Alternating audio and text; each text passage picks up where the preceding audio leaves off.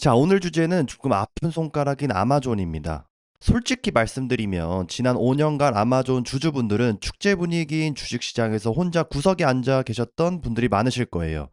여러 빅테크 기업들 중에서도 최근 5년간 아마존이 가장 성적이 안 좋은데 아마 아마존 주주분들이 많은 소외감을 느끼셨을 겁니다. 이게 숫자로 보면 더 체감이 되는데요. 애플이 5년간 약 100%, 알파벳이 175%, 메타가 93%, 최근 많은 주가락이 있었던 마이크로소프트마저도 50%를 넘는 수익률인데 이에 반해 아마존은 수익률이 26%밖에 되지 않습니다. 이거 보고 왜 이렇게 아마존만 안 오르는 거냐. 유통도 1등이고 클라우드도 어찌됐든 1등인데 뭐가 문제냐라고 답답한 마음이 많이 듭니다. 저 또한 5년간 아마존의 주주로서 오늘은 그에 대한 이유를 한번 파헤쳐 보겠습니다. 먼저 지난 5년간을 복기를 해봤을 때 아마존이 왜 유독 오르지 않았을까요? 한마디로 요약을 하면 벌어들이는 족족 그 돈을 땅에 묻었기 때문입니다. 그 코로나 팬데믹이 터졌을 때 혹시 기억들 하시나요? 그 전 세계가 집 밖으로 못 나가니까 아마존 주문량이 엄청나게 폭발을 했어요. 그래서 되돌려보면 2020년쯤에 코로나의 정점에서 아마존 주식이 단기간에 엄청나게 많이 상승을 했어요. 이때 아마존은 결단을 내렸는데 이 기회에 전 세계 물류를 우리가 한번 다 먹어보자 라고 하고 물류 창고를 지난 수십 년간 지은 만큼이나 더 지었단 말이죠. 2년 만에 인프라 투자를 엄청나게 늘렸어요. 그런데 계속해서 사람들이 집에서 아마존을 이용할 줄 알았는데 생각보다 빠르게 결국 백신이 보급이 되고 코로나가 종식이 되면서 택배를 시키던 사람들이 오히려 밖으로 쏟아져 나오게 됩니다. 온라인 쇼핑세가 결국 성장세가 꺾이면서 기세 좋게 지어놓은 물류 창고들이 순식간에 돈 먹는 하마로 변해버렸습니다. 이게 창고는 비어 있어도 여러 관리 비용이 들어가는데 앤디 제시 CEO조차도 우리가 너무나 많은 물류 창고를 지어서 남는 공간 때문에 매분기 엄청난 돈이 허공으로 날아간다고 인정을 했죠. 결국 자신들이 쓰려고 만든 창고를 다른 회사에 빌려주거나 짓고 있는 창고들도 공사를 중단하게 됐습니다. 여기에 엎친 데 덮친 격으로 AI 전쟁이 터져버렸어요. 데이터 센터 짓고 엔비디아 칩 사고 자체 칩 개발하느라 또 천문학적인 돈을 써버리게 됩니다. 이러한 AI 투자 전쟁에서 아마존의 연간 카펙스, 즉 설비 투자비가 얼마냐면 작년에만 약 1,300억 달러가 넘었는데 올해는 2천억 달러를 바라보고 있습니다. 왼손에는 전 세계에서 가장 큰 물류망을, 오른손에는 가장 큰 클라우드 서버를 돌리고 있으니 그 유지비가 어마무시하고 또한 그 투자비가 엄청나게 많이 드는 거죠. 결국 방금 말씀드린 물류와 AI 이 두 마리 토끼를 다 잡으려고 쏟아붓는 엄청난 자본 지출 때문에 아마존이 지난 5년간 오르지 못한 이유입니다. 첫 번째 이유는 바로 ROIC, 투자자본 수익률의 하락인데요. 기업이 돈을 투자를 했으면 그만큼 효율적으로 수익이 돌아와야 합니다. 쉽게 얘기해서 내가 이 사업에 100원을 투자를 했을 때 더 많은 70원이나 80원이 남아야 하는데 현재 아마존이 그러지 못하고 있다는 거죠. 일단 아마존은 사업의 확장성을 유지하기 위해서 돈을 끊임없이 부어야 하는 비즈니스 구조를 가지고 있어요. 트럭도 사야 하고 창고도 짓고 서버도 짓고 칩도 사고 말이죠. 그런데 반면에 옆집 애플이나 마이크로소프트 메타를 보면 공장도 별로 없고 AI 투자 많이 하고는 있어도 다른 한편에서는 소프트웨어나 플랫폼으로 많은 투자가 필요하지 않은 사업으로 현금을 쓸어 담고 있다는 거죠. 반면에 우리 아마존은 사업 확장성을 위해 물류 AI에 투자를 해야 하니 들어가는 자본의 규모가 다른 빅테크보다 더 커질 수밖에 없는 겁니다. 이로 인해 ROIC가 낮아질 수밖에 없는 거고요.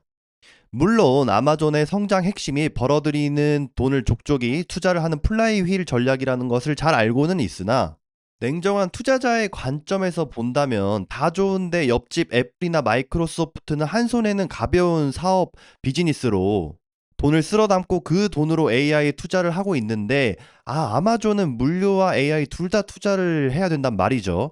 이렇게 보면 상대적으로 아마존이 다른 빅테크들보다 오르지 않은 이유가 납득이 갑니다.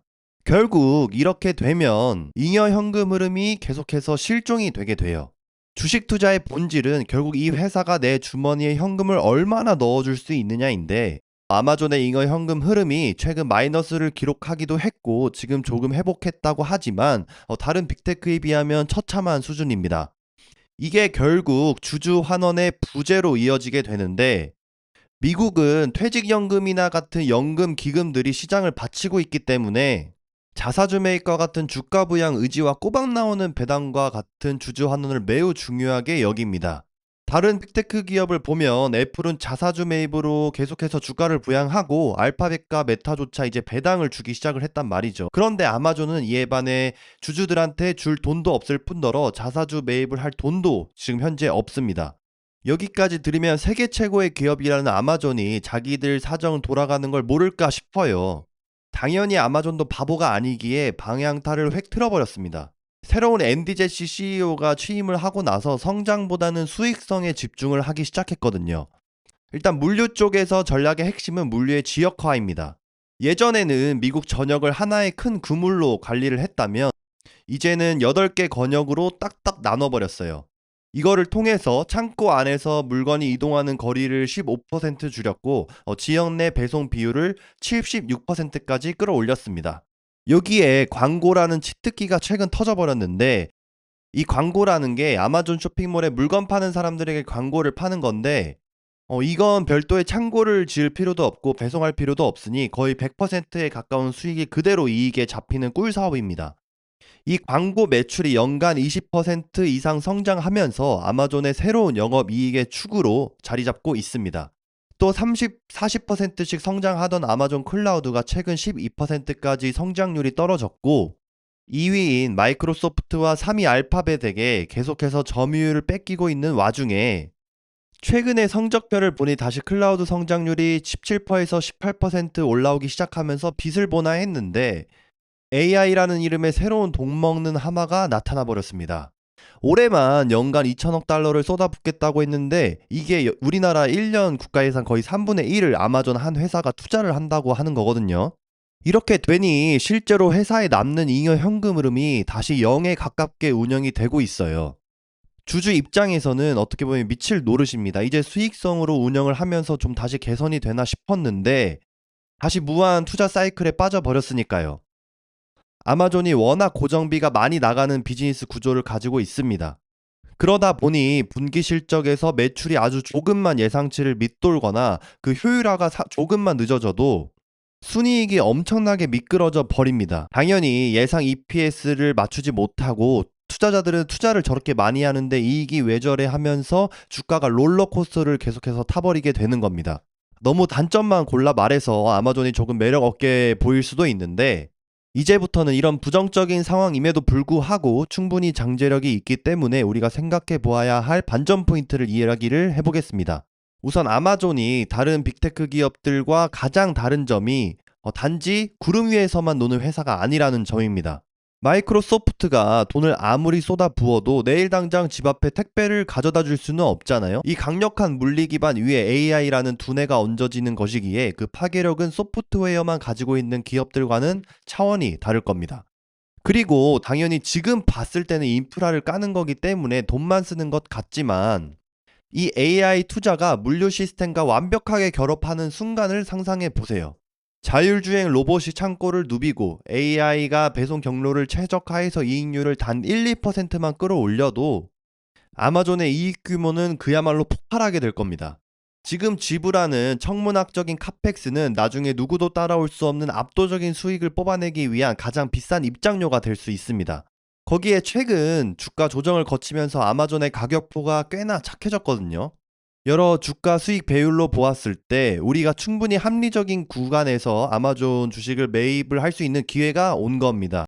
물론 기회이긴 하나 아마존이 앞으로도 우리를 가만두지는 않을 겁니다.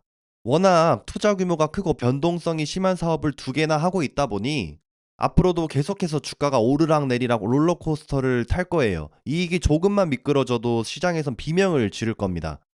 그래서 아마존의 주주가 되기로 만약에 마음을 먹으셨다면 오늘 내일의 주가창만 보고 1회 1비 하기보다는 조금 더 긴 시계열에서 이 거인이 인프라를 완성하고 전 세계의 현금을 빨아들이는 그 날을 한번 기다려보시는 게 어떨까 싶습니다. 왜냐면 아마존은 짧은 달리기가 아니라 아주 긴 마라톤을 뛰고 있는 선수와 같거든요. 그래서 인내심이야말로 나중에 가장 큰 수익률로 돌아올 확실한 티켓이 되지 않을까 싶어요. 자, 여러분들의 생각은 어떠신가요? 아직은 무서워서 못 사겠단가요? 아니면 좋은 비즈니스를 합리적인 가격에 살 수 있는 기회라고 보시나요? 오늘 분석이 여러분의 현명한 투자에 큰 도움이 되었으면 좋겠습니다. 시청해주셔서 감사합니다.